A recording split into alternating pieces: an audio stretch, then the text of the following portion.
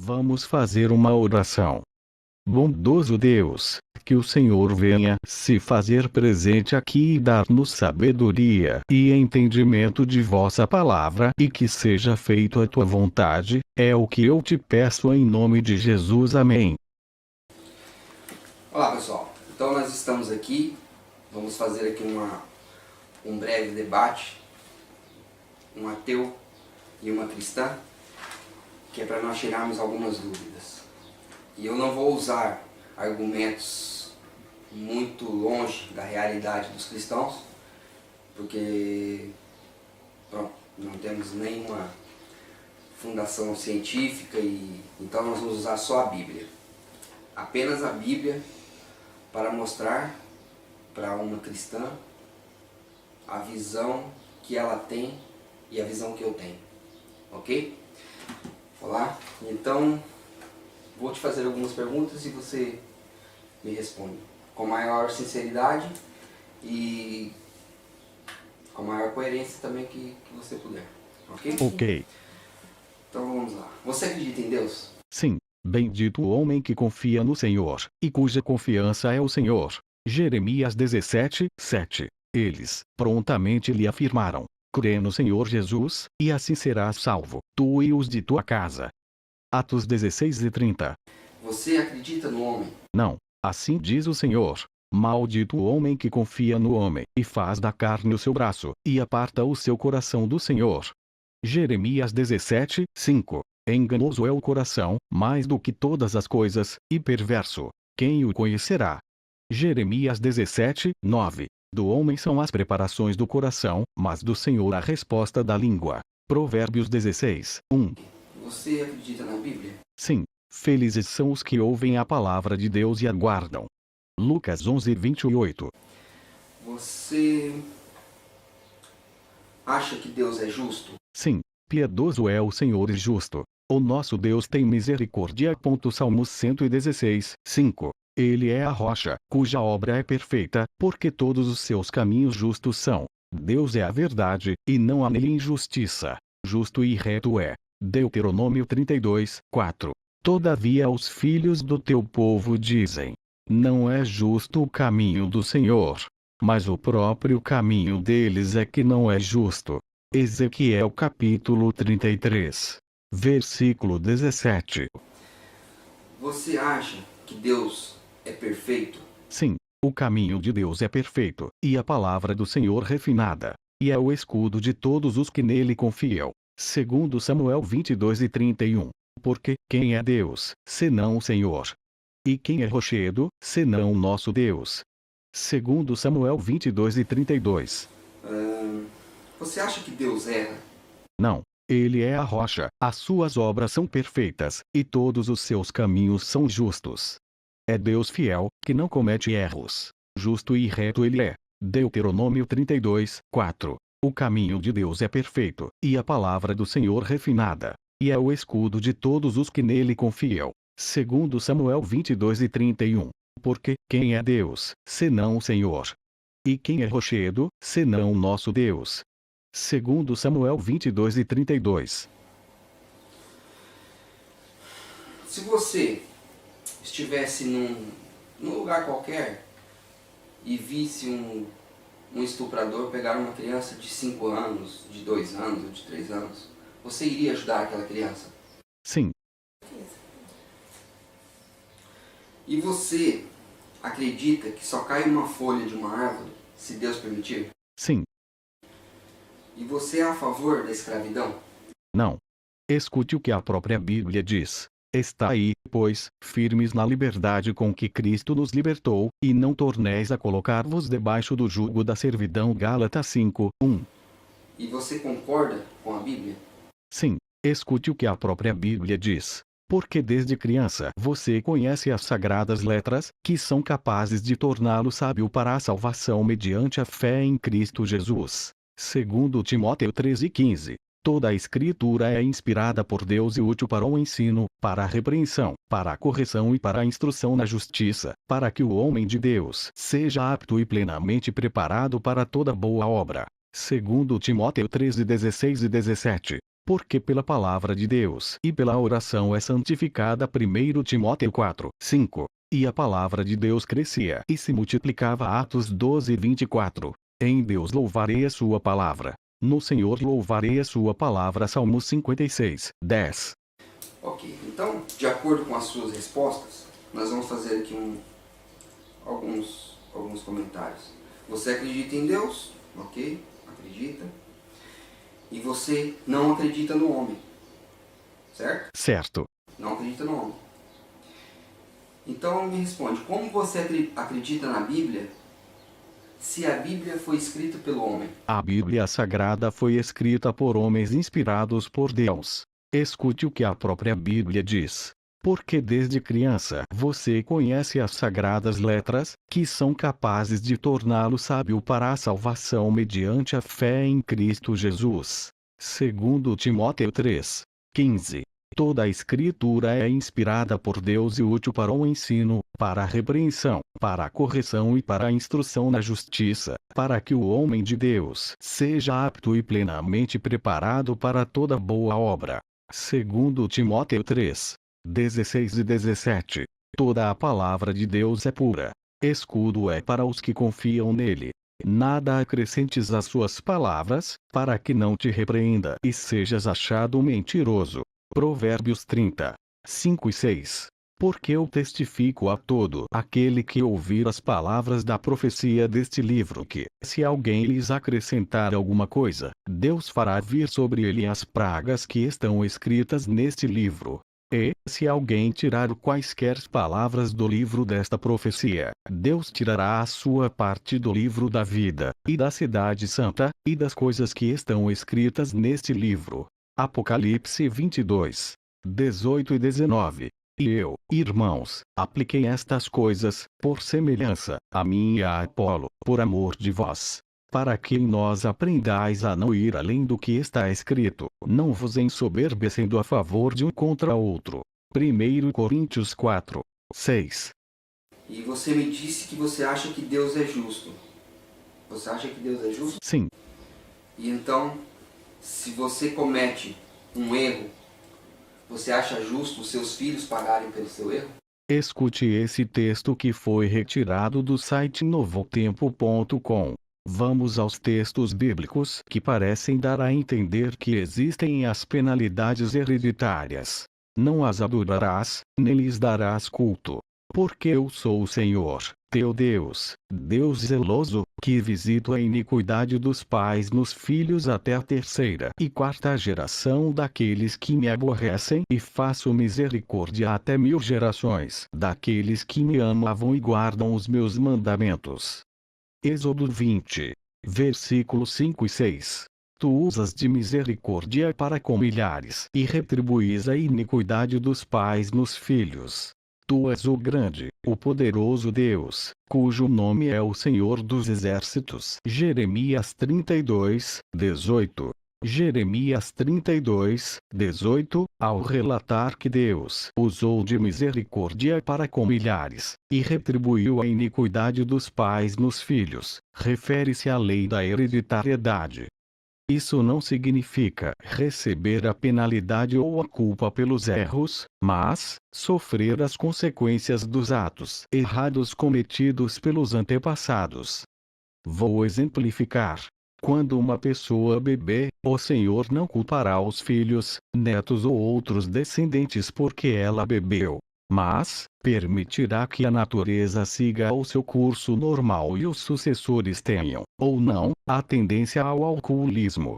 Já em Êxodo 20, versículos 5 e 6 está escrito que Deus visita a iniquidade dos pais nos filhos até a terceira e quarta geração daqueles que o aborrecem e faz misericórdia até 1000 gerações daqueles que o amavam e guardam seus mandamentos. Analisado a fundo o texto, percebemos que ele nos mostra a bondade do Criador. O Senhor não permite que maus traços de caráter herdados por um filho ou neto se estendam por mais de 4 gerações. Já os bons traços Deus deixa que se estendam por 1000 gerações. Hereditariedade. Este assunto fica mais claro quando lemos Deuteronômio 24:16. Os pais não são mortos em lugar dos filhos. Aqui, está se referindo à responsabilidade individual de uma pessoa pelos pecados que cometeu. Deus não pune alguém por um pecado cometido por um de seus pais. Veja os demais versículos a seguir. Eis que todas as almas são minhas. Como a alma do pai, também a alma do filho é minha. A alma pessoa viva que pecar, essa morrerá. Ezequiel 18, versículo 4. A alma pessoa que pecar, essa morrerá. O filho não levará a iniquidade do pai, nem o pai a iniquidade do filho. A justiça do justo ficará sobre ele, e a perversidade do perverso cairá sobre este. Ezequiel 18, versículo 20. Seria contrário ao caráter justo de Deus, Gênesis 18:25, permitir que viesse um castigo a alguém sendo que este, não teve parte no ato pecaminoso. Caso o Criador cobrasse em outras pessoas o que os antepassados fizeram, o Eterno não poderia ser chamado de Senhor. Justiça nossa, Jeremias 33:16. Entraria em contradição consigo mesmo quando afirma que julgará a cada um segundo as suas obras. Mateus 16:27. Apocalipse 22, versículo 12. A salvação não seria individual. Romanos 14, versículo 12. Podemos concluir que, ao dizer que visita a iniquidade dos pais nos filhos, Deus está se referindo à lei da hereditariedade. Todos estamos sujeitos a ela, e não à penalidade. Um abraço. Leandro Quadros, jornalista. Respondendo à sua pergunta, eu não acho justo e Deus também não. Agora me diz uma coisa. Você disse que Deus é perfeito. Deus é perfeito? Sim. Então você acha que um ser tão perfeito como Deus iria mandar um dilúvio, como você sabe que segundo o que diz a Bíblia, houve um dilúvio. E você acha que Deus iria mandar um dilúvio para matar toda a humanidade,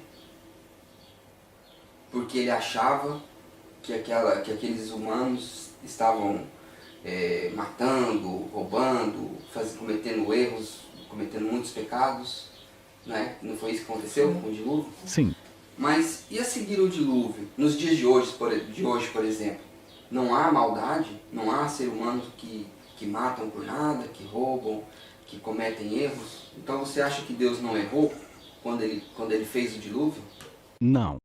Deus mandou Noé dizer a todos para se arrependerem de seus pecados e entrar na arca, mas ninguém quis ouvi-lo. Quando Deus mandou um anjo invisível fechar a porta do barco, ninguém poderia entrar. Escute o que a própria Bíblia diz. O justo considera com prudência a casa do ímpio, mas Deus destrói os ímpios por causa dos seus males. Provérbios 21, versículo 12. Porque se ele fez o dilúvio para limpar a terra, não é? Foi isso que ele fez. Eu vou limpar a terra, tirar todos os homens que não merecem estar nela. Só ficou a família de Noé. Né?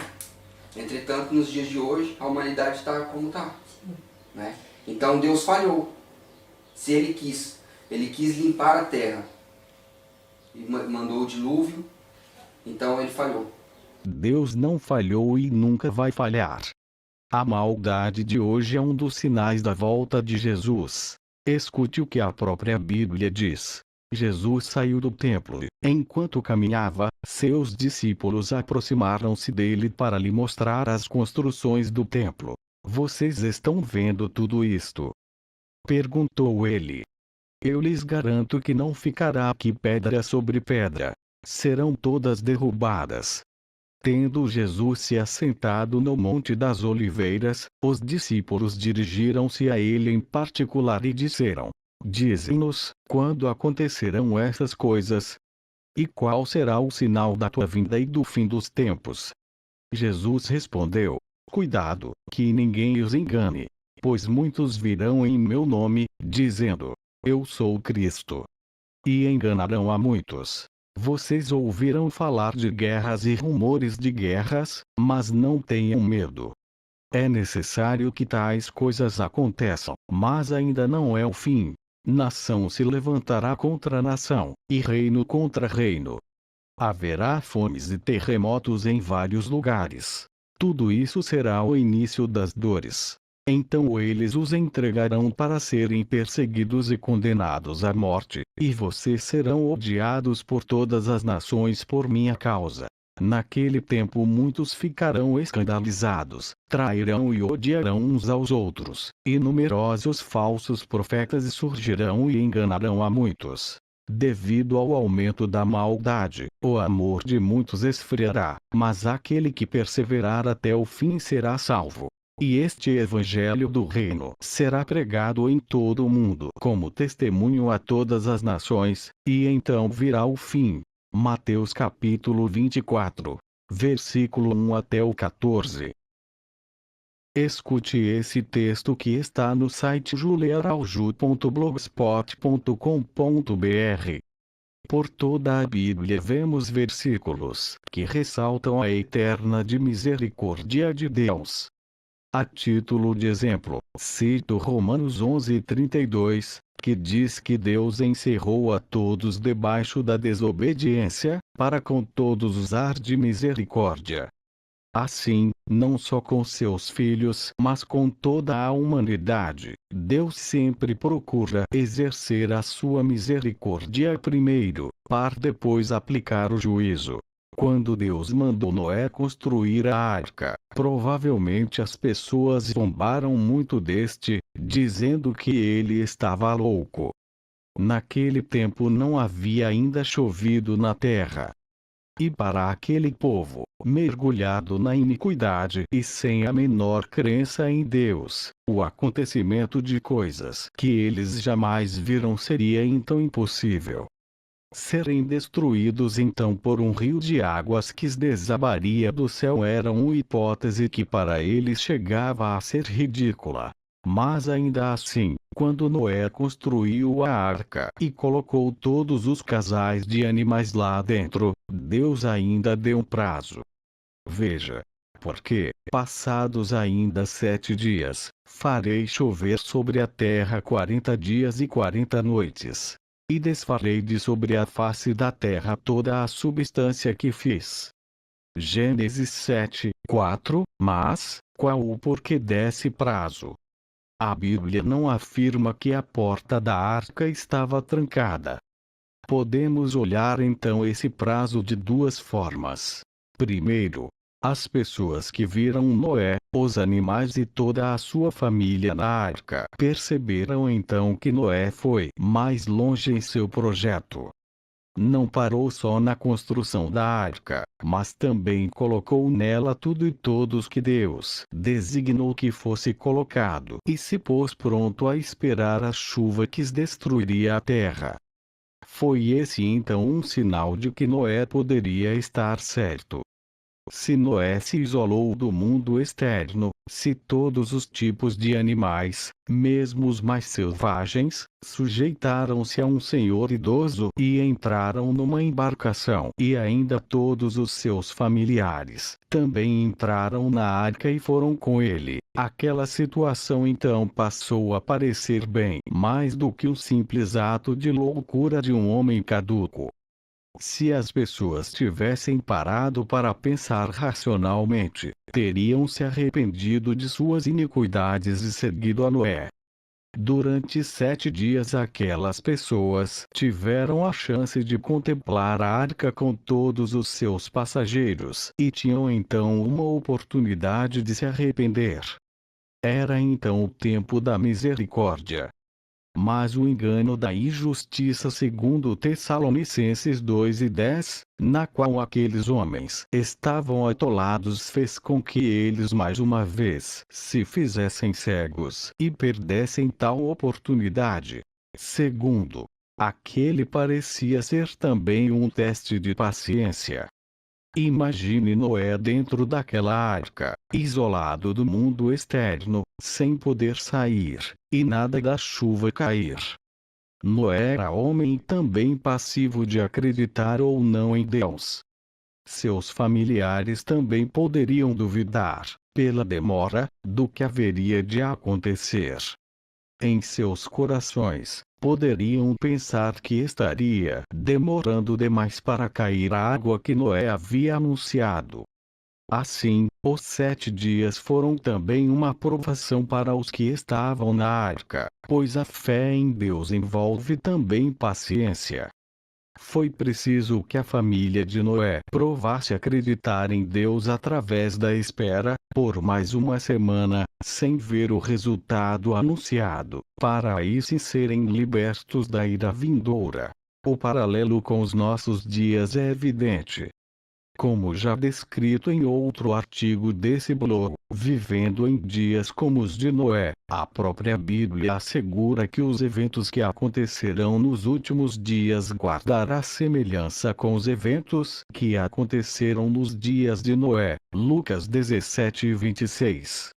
Assim como as pessoas daquele tempo em que Noé anunciou o dilúvio, hoje as pessoas em geral estão ouvindo falar do aumento da fome, pestes e de um sem número de catástrofes, como já predito na Bíblia, Mateus 24:7.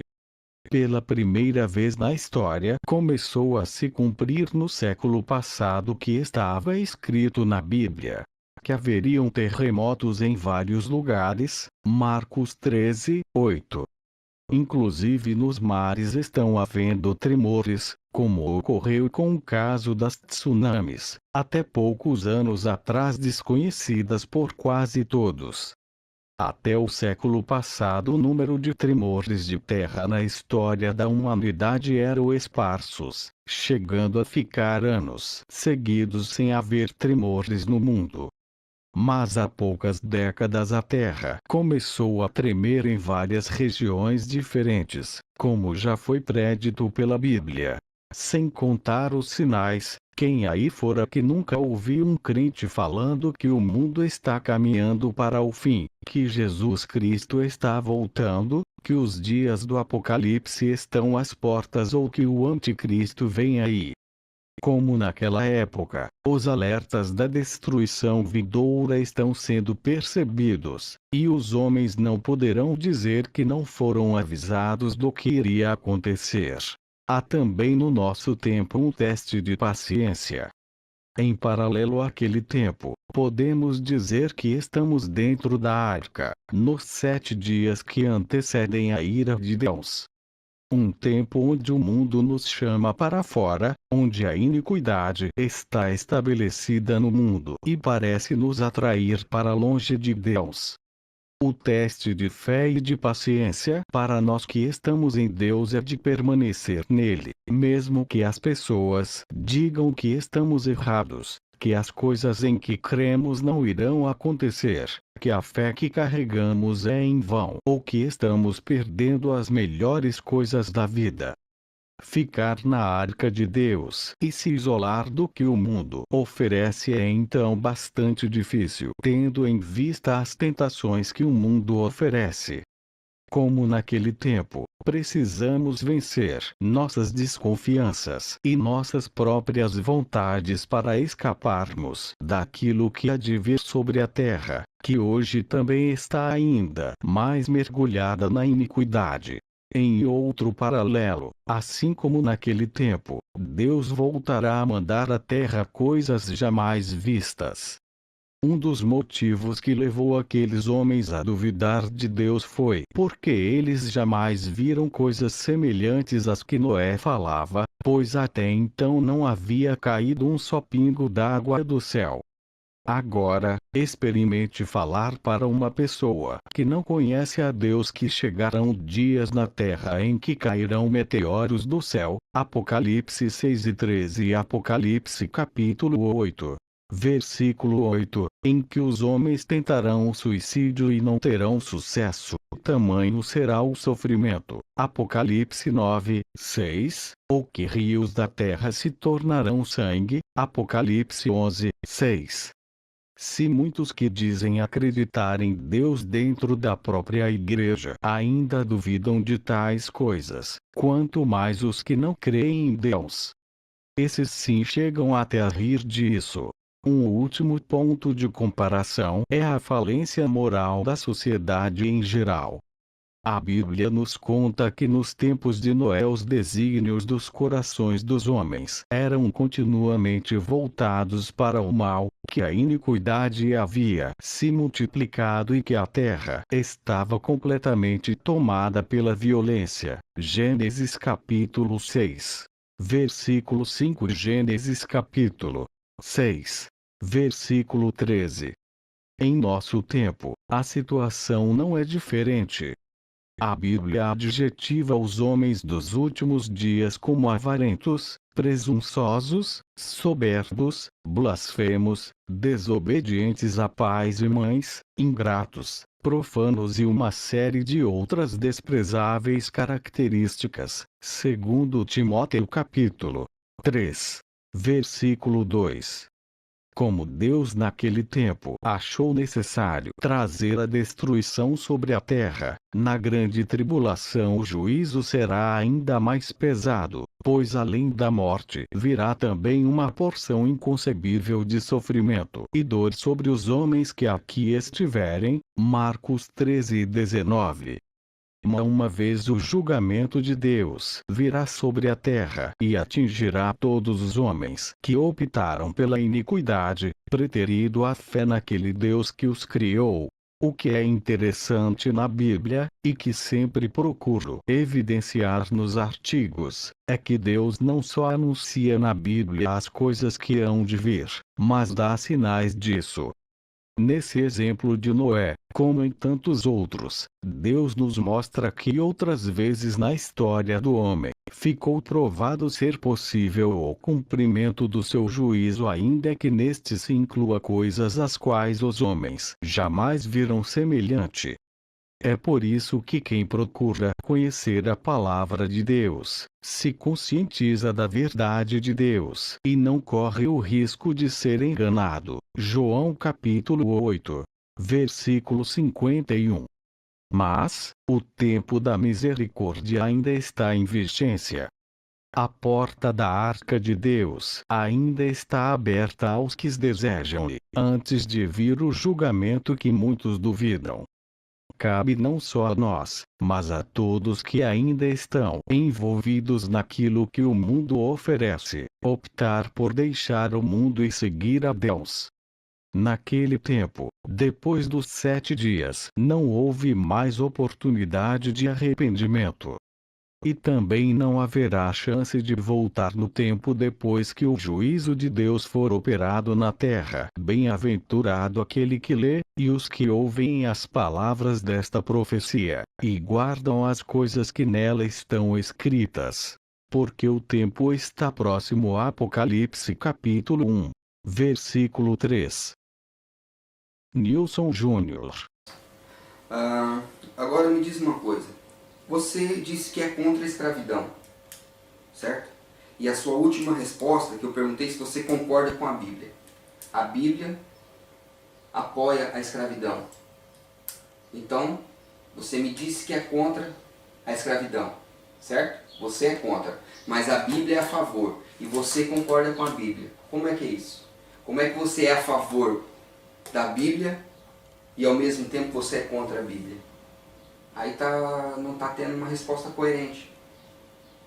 Porque se você concorda com a Bíblia, você tem que concordar com tudo que está na Bíblia. E a escravidão, se você for em 1 Pedro 2,18, você vai ver que a Bíblia apoia a escravidão. E se a Bíblia é a palavra de Deus, então Deus apoia a escravidão. Deus concorda com a escravidão. A Bíblia nunca foi a favor da escravidão. Escute o que a própria Bíblia diz.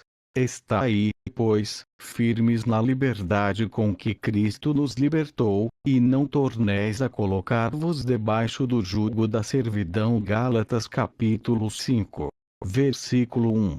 E livrasse todos os que, com medo da morte, estavam por toda a vida sujeitos à servidão. Hebreus capítulo 2, versículo 15.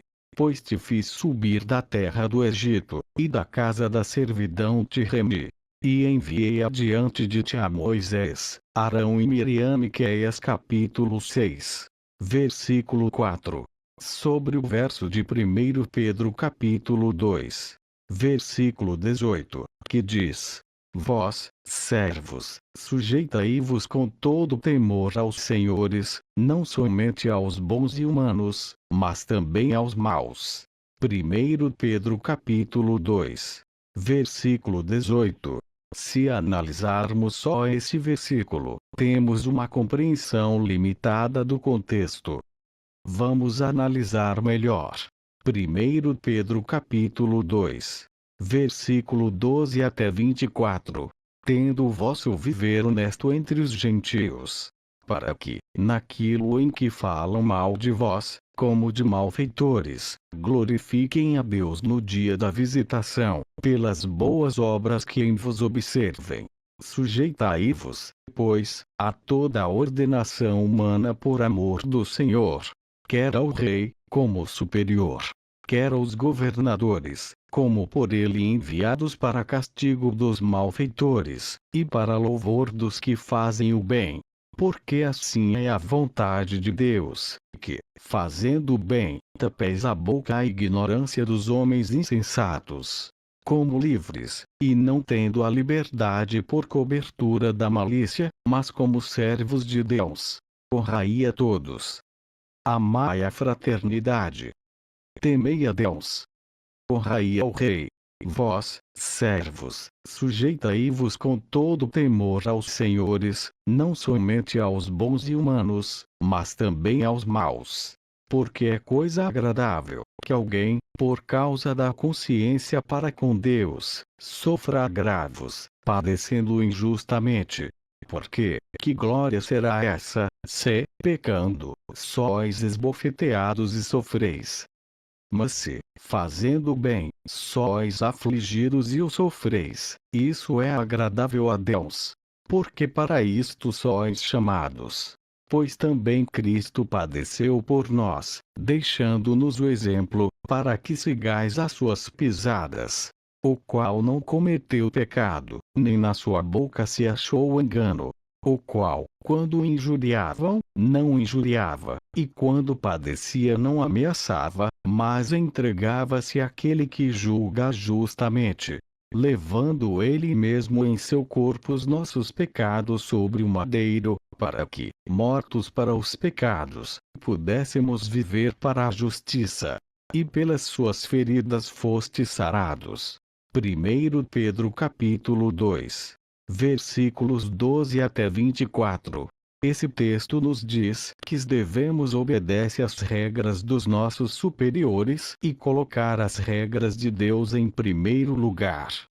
A Bíblia Sagrada não diz que Deus nos fez escravos e nem diz que devemos escravizar.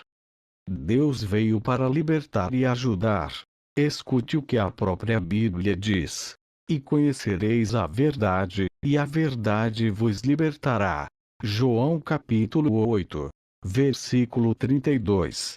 Disse-lhe Jesus: Eu sou o caminho, e a verdade e a vida. Ninguém vem ao Pai, senão por mim. Se vos me conhecesseis a mim, também conheceríeis a meu Pai.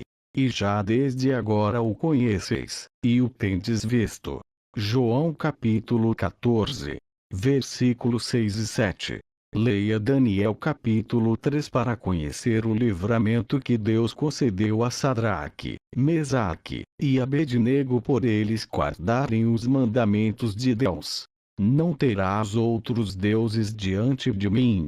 Não farás para ti imagem de escultura, nem alguma semelhança do que há em cima nos céus, nem embaixo na terra, nem nas águas debaixo da terra. não te encurvarás a elas nem as servirás.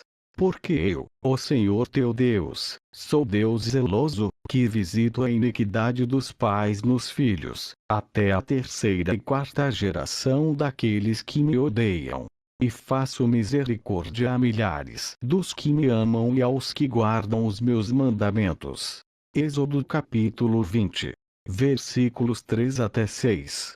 Leia também Gênesis capítulos 29 até o 50 para conhecer o José do Egito, que foi vendido pelos seus irmãos como escravo e como José se tornou governador do Egito com a sua fé, obediência e confiança em Deus. E em relação ao você proteger a criança ou defender a criança, imaginamos que você tem uma filha. Imaginamos que um desgraçado qualquer estupre sua filha. O que você acha que deveria ser a punição desse desgraçado que fizesse uma coisa dessa com a sua filha? Qual é a punição que ele deveria ter? Ele vai ser preso e Deus vai julgá-lo. Deus é que vai julgá-lo. Sim. Mas se Deus permitiu o que ele fez, que ele cometeu aquele estupro, como é que você pode esperar a justiça de um cara que não é justo, que não é perfeito? Até porque o castigo de Deus para esse estuprador, você sabe qual é? Sim. Pois.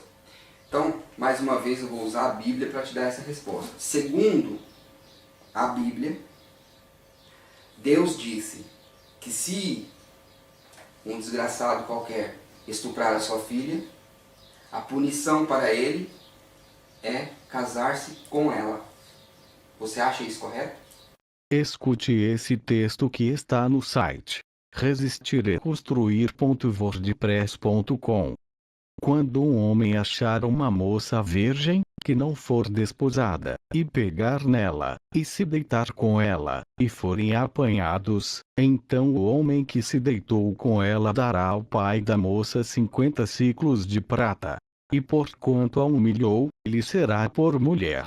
Não a poderá despedir em todos os seus dias. Deuteronômio 22. Versículos 28 e 29. Ocasionalmente as pessoas me perguntam sobre este texto, se ele está falando de um estuprador se casando com sua vítima. Há algumas semanas, não lembro exatamente quem ou quando, alguém me mostrou uma imagem compartilhada por ateus no Facebook que usa este texto como forma de dizer que a Bíblia é conivente com estupradores.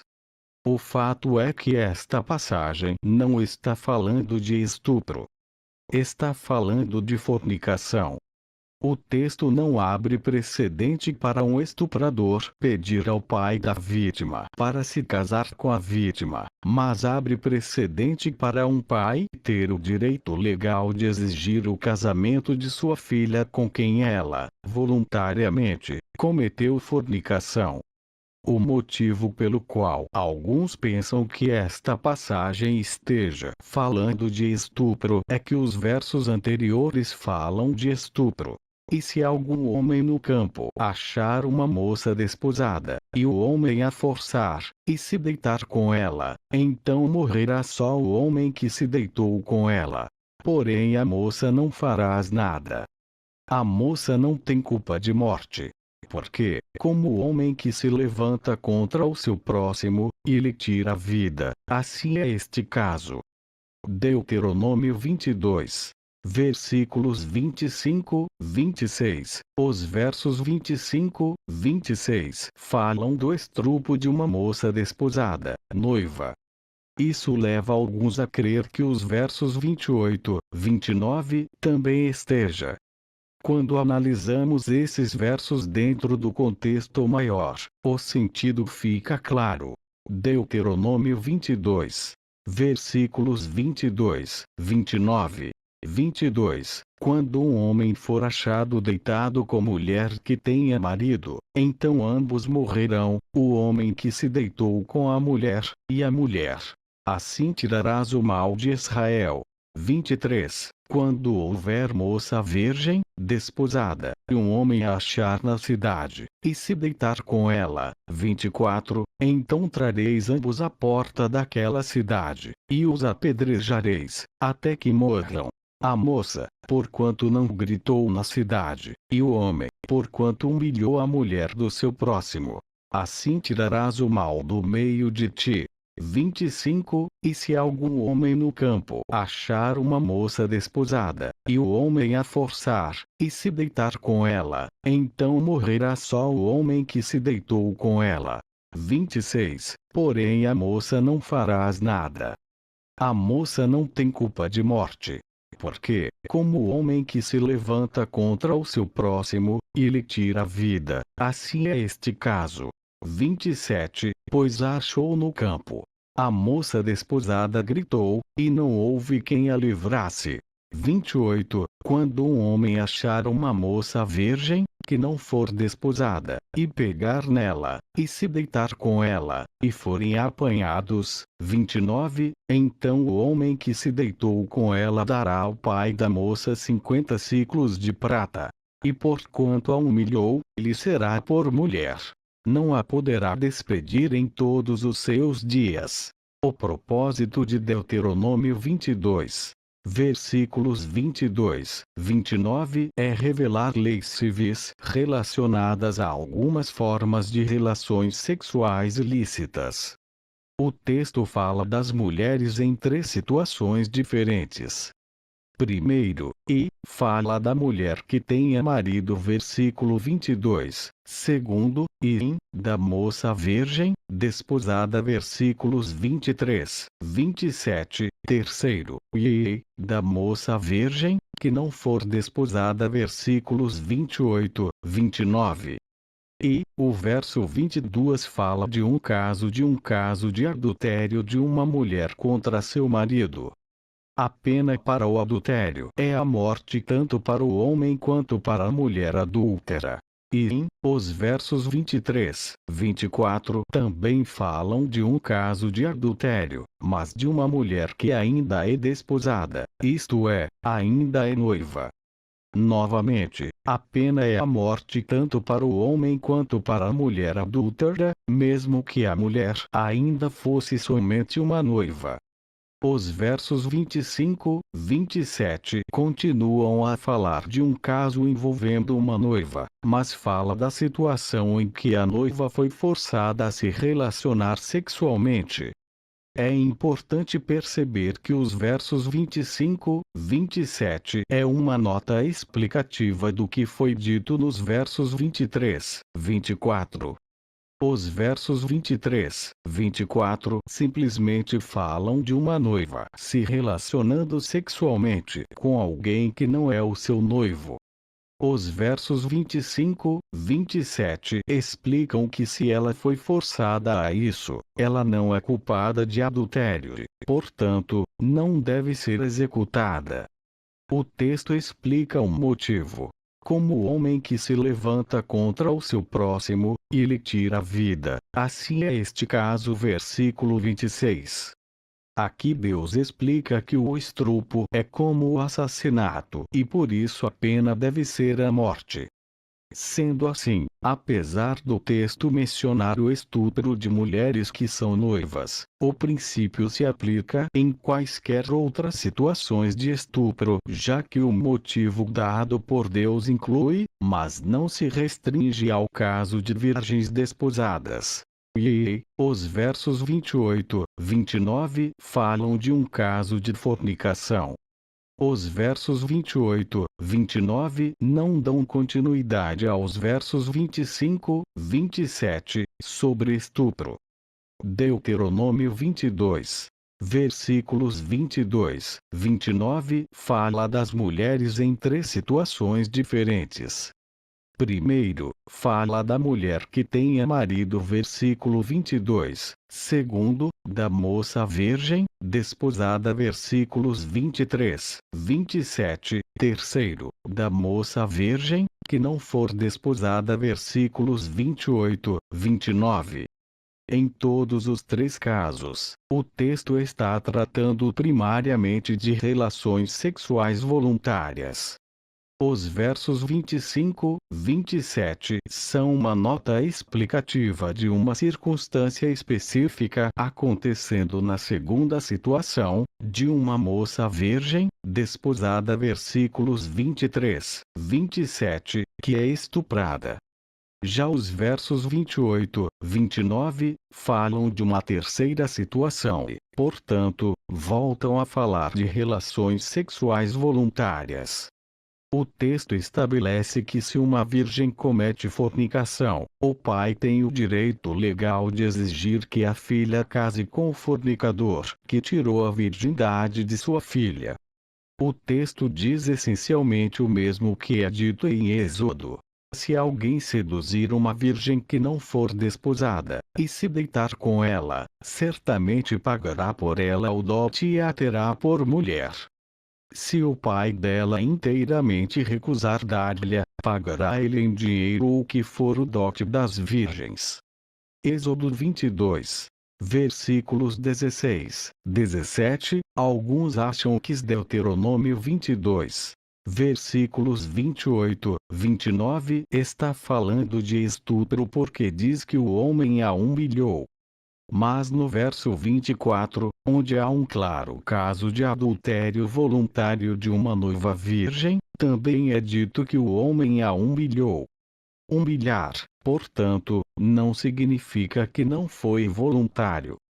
Humilhar significa que a mulher foi tratada como uma prostituta, versículo 21, pelo simples fato do homem estar se relacionando sexualmente com ela sem se casar.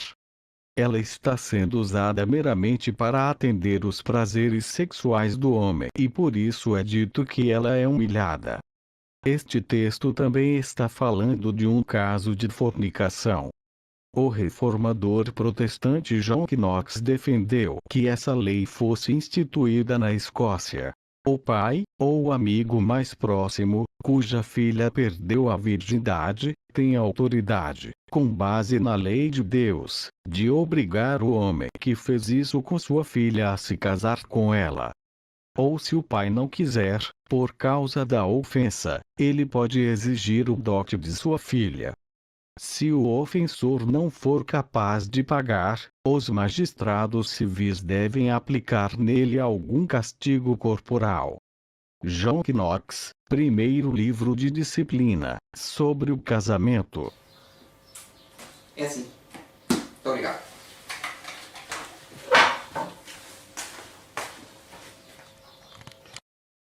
Escute o que a Bíblia diz.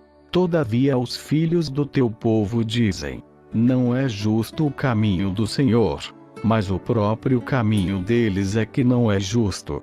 Ezequiel capítulo 33, versículos 17. Se confessarmos os nossos pecados, Ele é fiel e justo para nos perdoar os pecados, e nos purificar de toda a injustiça.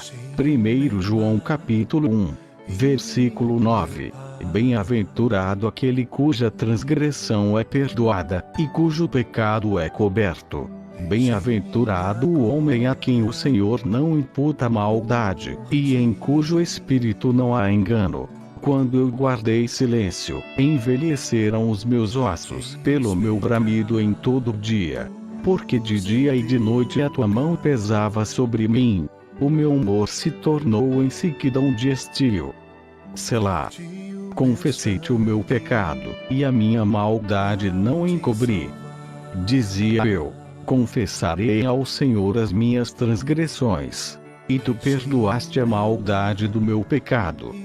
Selá. Por isso, todo aquele que é santo orará a ti, há tempo de te poder achar. Até no transbordar de muitas águas, estas não lhe chegarão. Tu és o lugar em que me escondo. Tu me preservas da angústia. Tu me cinges de alegres cantos de livramento. Selá.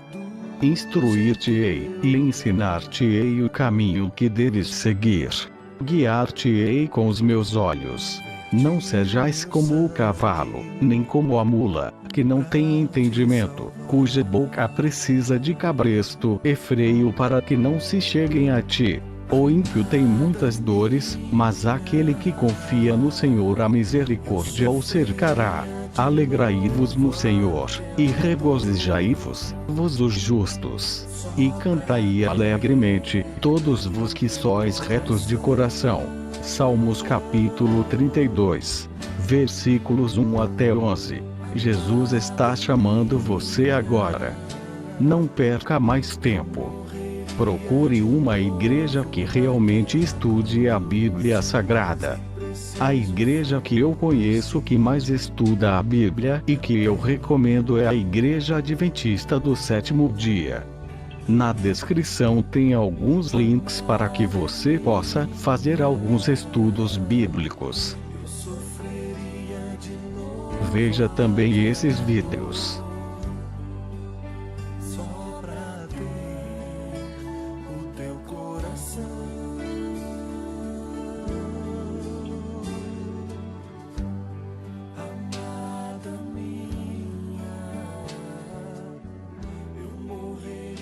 De novo.